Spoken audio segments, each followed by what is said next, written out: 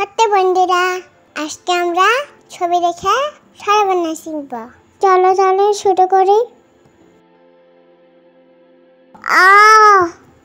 অজগর। আটটা আম।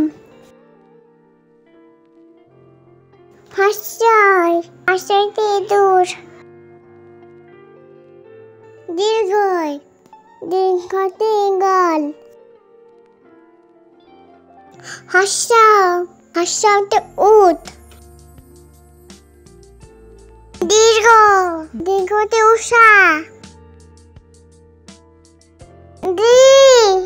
দেতে দেশি। এটা কাকানি। ওইটা ঐরাবত।